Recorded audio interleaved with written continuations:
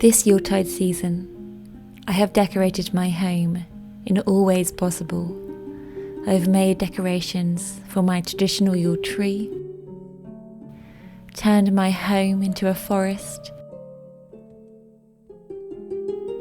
and last week found my Yule log. But there is one final thing that I need to do to embrace this season, and it wasn't inside, no, it was outside, and it started with this box.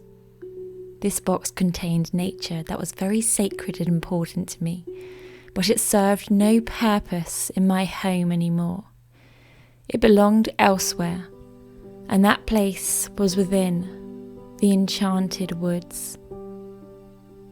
So today, Enchanted ones, we are going to go to a place that has helped me a lot this year. The Healing Trail.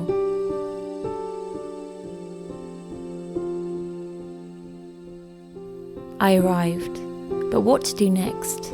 Well, I had to search for a tree that wasn't too tall, and one I could reach. And there, amongst the tall firs, was a small fir. This little tree needed some love, and I wanted to embellish this tree with the nature that I had brought with me today. But these items weren't items that I wanted to get rid of. In fact, they were the opposite of that. They meant a lot to me, so much that it was difficult to let go of them. Each one had a unique memory and was of importance to me and the year that had gone by. But it was time to give them a new home. So once everything was ready, I started decorating, placing each item on and thinking of its memory and how it served me a great help within the past year. These were sunflowers that I nurtured from a seed.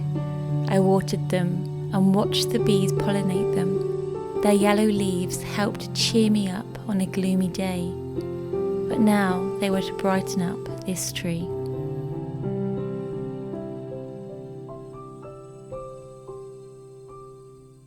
I had collected these dried hydrangeas during the winter in January, and they reminded me of little fairy rings.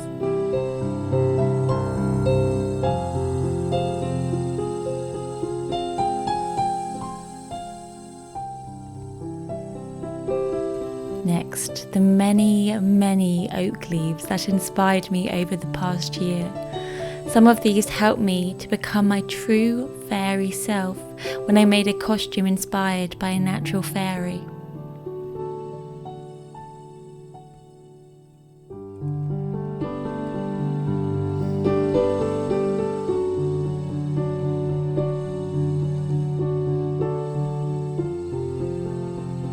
The first leaves of autumn, the brightly coloured leaves that filled me and my home with joy, now belonged to disintegrate back into the earth to give the soil nutrients for the spring. The wheat of the harvest that I grew, baked and crafted with, its beautiful plat now within the woods to help feed the animals and maybe grow more next year. And with all of the nature that was too small to place on the tree, I simply sprinkled it into the air to glisten and bless the tree. And one by one, I used all of my sacred items of nature until I had larger items that wouldn't balance on the tree. These beautiful acorns that inspired me to make my acorn bats. Instead of placing these on the tree, I created a circle emblem on the floor. I added to this circle chestnuts, fir cones and conkers, placing this within the circle and outside, gradually making a symbol of the sun as it takes over from the moon. And in the middle, I placed something very meaningful, this egg that I used as a spell this past Ostara to symbolise growth, and it made me think back to the past year and how much I have grown. and how much the nature has grown around me. But there was one more thing I wanted to do, and that was to say thank you.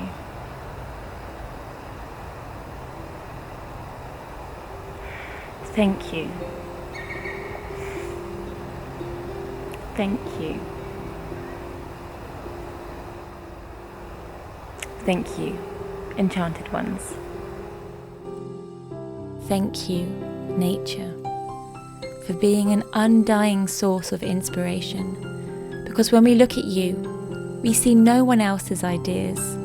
And when we are within you, our mind clears and finds tranquility. And that truly is the biggest secret of all in modern life. And knowing this precious secret is the greatest gift you can give us. Blessings this Yule, Enchanted ones. Thank you so much for everything this year, and I'll see you in the new year. All my love, Alwyn.